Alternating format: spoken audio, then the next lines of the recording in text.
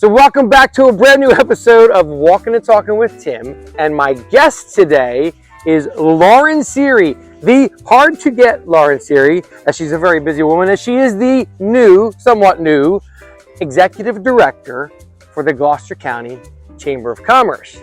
So I'm going to allow Lauren to tell you exactly what it is she does at the Chamber and what the Chamber does. Sure. Well, thanks for having me, Tim. I'm Seery, Executive Director at the Chamber of Commerce for Gloucester County. Excited to be here today. For those of you that don't know, Talkin is a member. That's true. So that is what brought Tim and I together. And I think it's a really good intro into what the Chamber does. Right. At the heart of it. A couple months ago, we didn't know each other. Yeah, we didn't. Now we're friends. It's amazing how things happen like that. Yeah. But at the heart of what we do, we bring people together.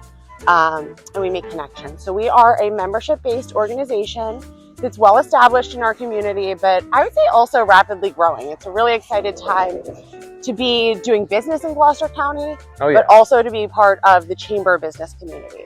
Because I think you'll find a really nice mix of small businesses, some of the region's top employers, people from all levels of business, which I think is really interesting too. We, start membership at our young professionals group, and we then also have some of the most seasoned veterans in the region engaged. So it's a really nice mix with great camaraderie. And the ways we bring people together are a little bit different depending what your preferences are. Like I said, membership organization, so we are here to serve our members. And well, I think everyone joins the Chamber for the same reason at the heart of it, which I think as humans, we innately crave connection and, being part of something bigger than ourselves, whether we realize it or not. We serve our members in a number of different ways. So we do a lot of events. Some of them are programmatic. So providing you with, keynote speakers who are of interest, whose businesses are thriving in the county that maybe we can learn from and implement some of that content into our businesses. We also do a lot of programmatic events, and those are topic-based. You can pick and choose what you'd like to do based on your interest. And then we also do a ton of networking, which I think is a component of almost every event that we do, but there are some specifically just for that, like our Chamber Connect. Yeah, I think there's a negativity attached to that word. Networking. Yes. Yeah, I was afraid to say it. Yes, that's it. People get all itchy. Let's break the stigma. Yeah. My best advice for anybody who is interested in learning about the Chamber is coming to one of our events. We do a lot more than that, but you can learn about our work there. But if you really want to be welcomed into our community and get a feel for the people and the businesses that are driving our local economy and just be a part of the magic that's happening, networking events are a great place to start.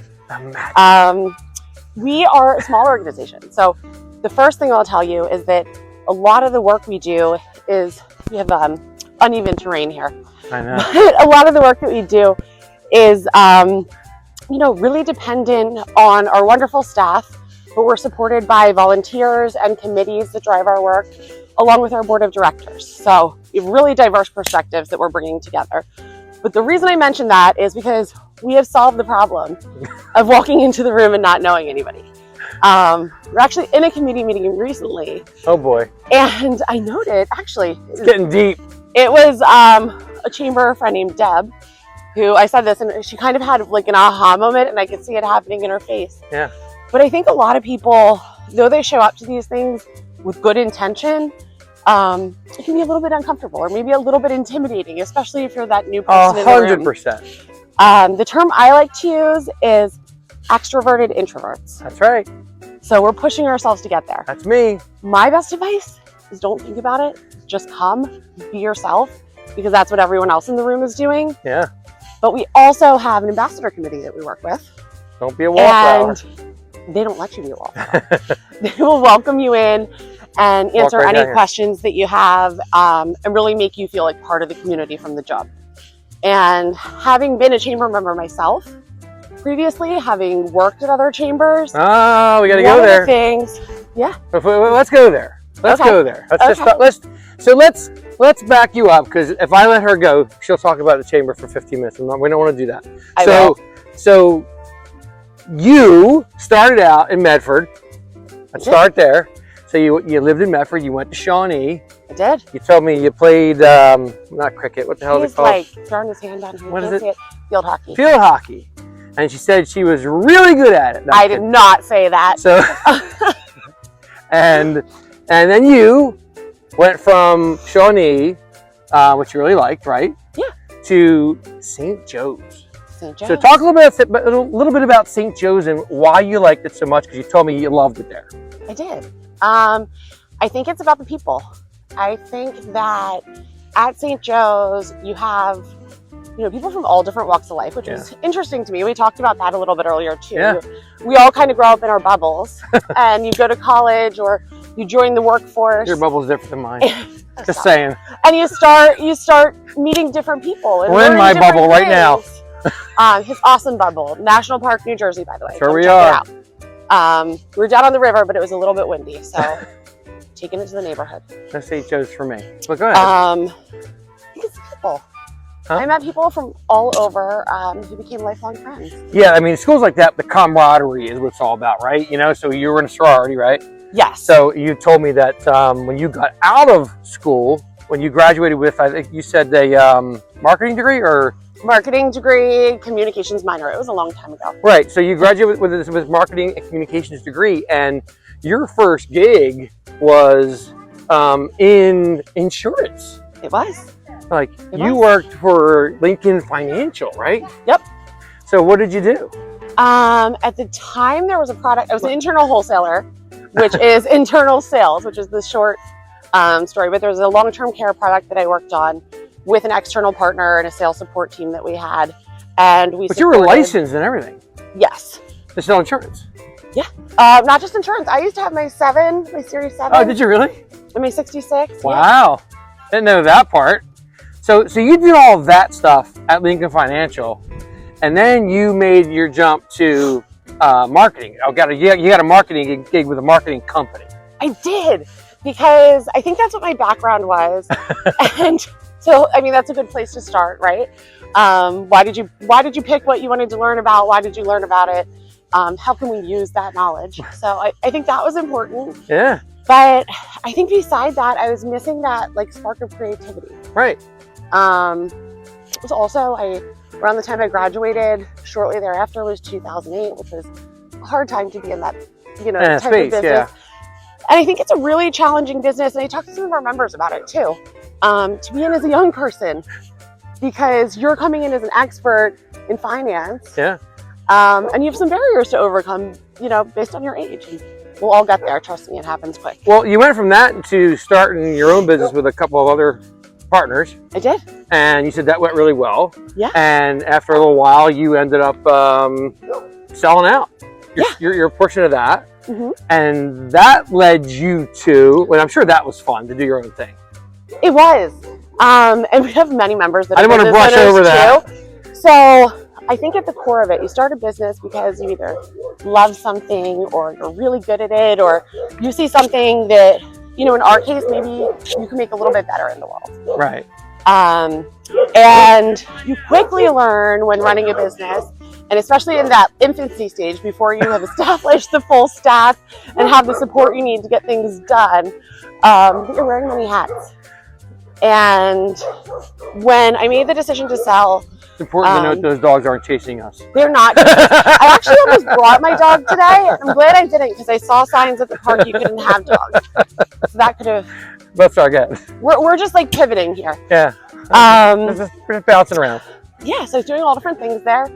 And again, I had that moment, and I'm not getting the creative in. So around that time, I was a Chamber of Commerce member, and I was giving a friend who's in HR a referral for someone to hire, and they had a marketing director opportunity open. Yeah. And at that time, I knew I was transitioning, which was always the goal. I started the business when I had, I think the twins were, I have twins who are 8 now. I think they were a couple months old. We'll get to that. So this pushed you into, you took the gig at? I fell into Chamber Life. I went from being a member. The Philadelphia Chamber of Commerce. Yes. And from the Philadelphia Chamber of Commerce, you got tons of experience, right? How long were you there? About 3 years. That's a long time to work anywhere today in 2025, right? Yeah. So from there, you jump right into the Gloucester County Chamber of Commerce executive director position, because at Philly you were marketing. Right.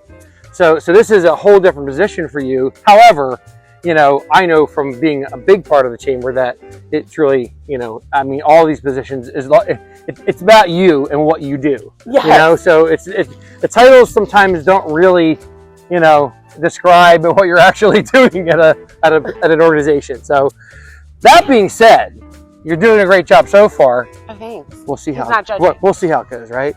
We'll be the judge, won't we? Just kidding. Anyway, so let's talk about you though. So you are married. You and Rob. Yes, You and Rob, who he grew up just a few miles from you. You were in Medford. He was in Tabernacle. And you guys didn't know each other. Nope. You didn't know each other in high school. You both went to St. Joe's. You didn't know each other at St. Joe's. Correct. Which I think is wild. We have a lot of the same friends. And that's wild too, right? So after college, you go to some birthday party in the city. And what's interesting also about you is from growing up in Medford and going to St. Joe's, you stayed in the city and lived in the city.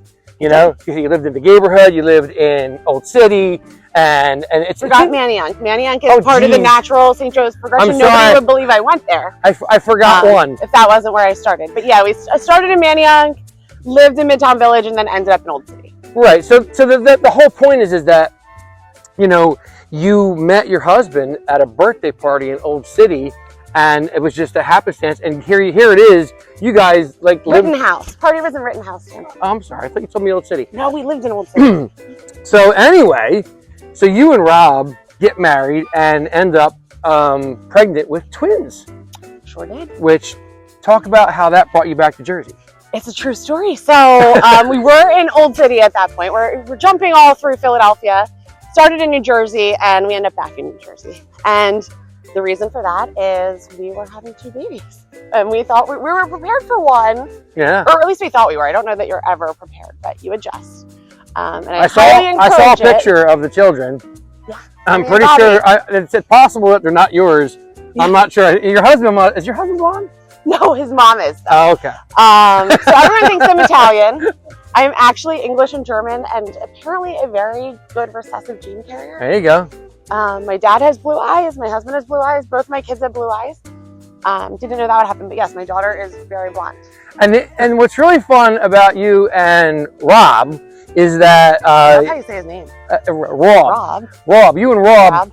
Hey Rob, how's it going? Well, shout out to Rob. Sounds like a good guy. But listen, what's interesting is that you're both Hawks, and you told me that your sister, you got married at the Bellevue, and your sister surprised you and had the Hawk at your wedding. She sure did. At your reception, I guess, right? She sure did. Yeah, at the reception. I would hope he wasn't standing at the altar. The interesting thing about the Hawk, so I was at St. Joe's. Did he do the service? I now pronounce you. Woo! No, I have a funny story there too, but that's for off the camera. But the interesting thing about the Hawk is that he cannot stop waving his wings. Is that right? Yeah, the Hawk always has to be moving. Really? Yeah. I didn't know that. It's a big job. So yeah, the Hawk has to always be moving its wings. When we were at St. Joe's, it was during that Jameer Nelson, Delonte West playoff series. So it was a very exciting time. There's a lot of Hawks around here. You know, Heather Simmons is a Hawk. I didn't know that. John Campbell's a Hawk. There's a bunch of Hawks. The Hawk will never die. In this area, and it's a big deal when somebody says it. You're like, oh, you're a Hawk, and it's a big deal, you know. I think there's a lot of schools like that in the region. That big team spirit. That's what my wife calls it. There's a lot of team spirit in schools like St. Joe's, and we talked a little bit about Villanova, your adversary, and LaSalle, all that kind of stuff. All those schools over there. It means they're great schools with great team spirit, right? And I think that's kind of what it's all about. What's also interesting about you is that your family has owned businesses. Yes. Right? So, you said your father owned a law firm. You said that No, that's my uncle. Your uncle owns a law firm, my bad. And he finally retired. And your stepfather owns a farm. He does. And both my grandfathers owned businesses. One was a doctor. One owned a boating manufacturer sales business. My mom and sister currently own and operate 2 stores. Oh, jeez. Called Melange.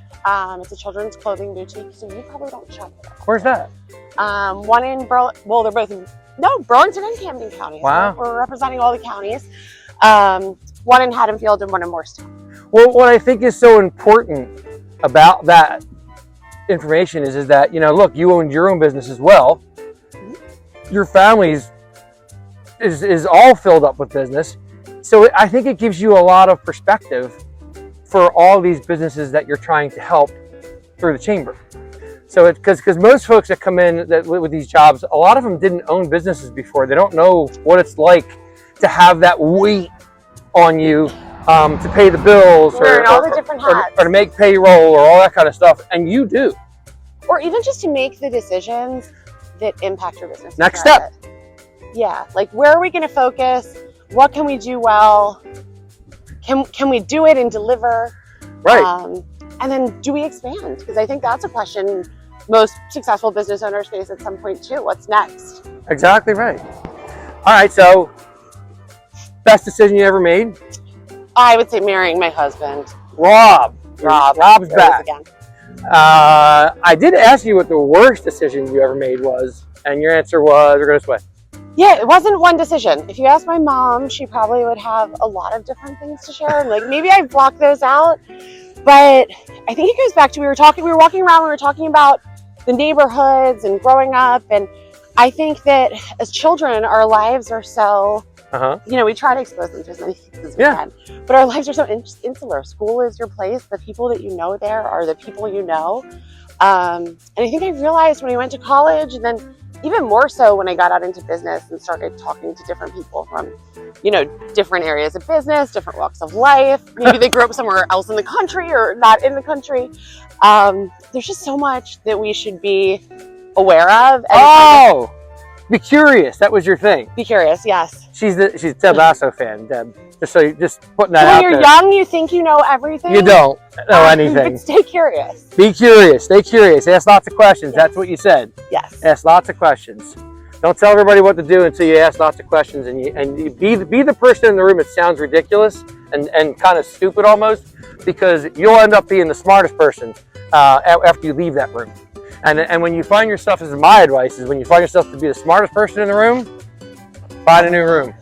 So. But also active listening too, because I sometimes feel like if you sit and listen to what others have to say, it really sparks inspiration. Yes. And drives collaboration.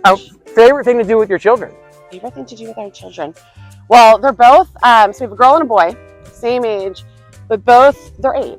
So they're very much in their different interests. TV, video games. They wish. Sports. My son loves Pokemon, I'll tell you that. But he's doing soccer, baseball, that type of thing. Oh, geez. She's really into dance right now. She's doing field hockey like mom. Yeah. Hopefully she's a little bit better than I was. But I think as a family, we're going to do 180. So they're going to get dizzy. Go ahead. Right. I think the best times I can think of are when we took a step back. My husband and I are both working parents. We're busy. Yeah. I think traveling. We have a lot of exciting stuff coming up with them that I'm looking forward to. As they get older, it gets a little easier. Right. And I asked you what you thought your favorite vacation with the kids was, and it was? Jackson, Wyoming. Jackson, Wyoming. By and far. The great outdoors. If you haven't been, go. The adventure. It's funny because I have a mentor. I haven't, told her that I was doing this, so she's gonna be like, "What?" when she sees it. I'll try to give you a call first. But as we were planning this trip, she's like, "Lauren, you're gonna go to Jackson, Wyoming. Why don't you go to a beach somewhere?" I said, well, we go to a lot of beaches, but it was an extended family trip, so everyone had bought in. We did. So we went to Grand Teton first, and I kid you not, if you've never been there, you've got to go. It's so beautiful. And different than anything you'll see on the East Coast or West Coast, and a lot of places in between too. Yeah. But the airport is right in the Grand Teton National Park, and you just land and you're in the sagebrush. Oh yeah, that's the best. It's gorgeous. And then we road tripped. We road tripped from Grand Teton to Yellowstone. We spent a little bit of time in both. Yeah. I think it was the first time the kids did real adventures. They took them on a whitewater raft. It wasn't anything crazy. They were pretty small at the time. But You got to see all the different things, and I don't know. I look at those pictures. Be in nature. Yeah, it was so great. It's very relaxing. Yes. So I get it. Jackson Hole. I went to Colorado. Me and Deb, we had the same experience. I've never done that. And walked the trails and the mountains. It's just relaxing. Yeah. It puts you in a whole different state of mind. Yes. You know, you start thinking about everything. we were moving and grooving. I had it because there were so many of us. My husband. I thought you were in Disney. No. He's a Disney guy. A lot of our members are. Mm-hmm. So if you like Disney, that's another great reason to join the chamber. That's right. But I'll plan it for you. I had it like all kind of planned out. So we had everything. It was nice. It is we got nice. to see and do a lot of different things, and it was like a little over a week. Very nice. Yeah. So if people want to get a hold of you, and for whatever reason, chamber, whatever, how do they do that? Go to the chamber website. There you go. gc-chamber.com. You got to remember that hyphen. My email is director@gc-chamber.com. But the best way, Sorry, who set that up? The best way to get in front of me is either to reach out to one of my wonderful teammates, because they are always out and about, but to come to one of our events. Yes. And to meet our business community. And I promise you, when you meet everybody and you see it for yourself, you'll fall in love with it just like I did. Yeah, go check out the website. That's how you're going to find everything. Yes. Click on events and sign up for one. So please do. Tim will be there to say hello. I will be there to say hello. I'll be the greeter. And we have a lot of exciting I'll be the greeter, like you're too. at Sam's Club or something. We didn't talk about that. We have a lot of exciting things coming up. Things that are a little bit outside of the box from what we've done in the past. So if you think a chamber's not for you, I promise you we can change your mind. Check out the events. Thank All right, you. so thanks for being on. Yeah. It was very hard to schedule, and we were running from the wind today. And all you guys out there, remember, keep on walking, keep on moving. Follow me on Instagram, YouTube, all the channels. And we will see you next time on Walking and Talking with Tim. Lauren. There you go. Bye. Peace out. Thank you.